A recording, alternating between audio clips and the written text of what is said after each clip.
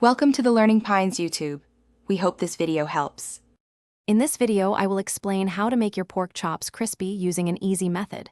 First, ensure your pork chops are very dry by patting them thoroughly with paper towels. This step is crucial for achieving a crispy exterior. Next, score the fat cap every 1/2 inch. This prevents the chops from curling during cooking. Finally, use a cast iron skillet for superior heat distribution, which is key for a perfect sear. Now, let's get that beautiful sear. Heat 2 tablespoons of a high smoke point oil, like avocado or grapeseed, in your cast iron skillet over medium-high heat until shimmering.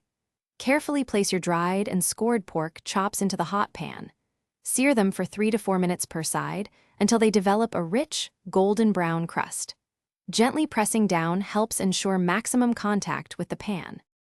After searing, transfer your chops to a preheated 375° Fahrenheit oven to finish cooking through. This usually takes 6 to 10 minutes, or until their internal temperature reaches 145° Fahrenheit.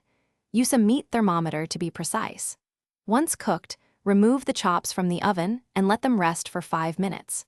Resting allows the juices to redistribute, ensuring tender and flavorful results.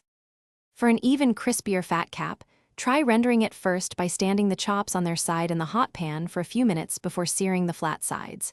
You can also add a small amount of butter and fresh herbs, like thyme or rosemary, during the last minute of searing for extra flavor. Remember to check the description for a link to the Echo Dot smart speaker and other great deals.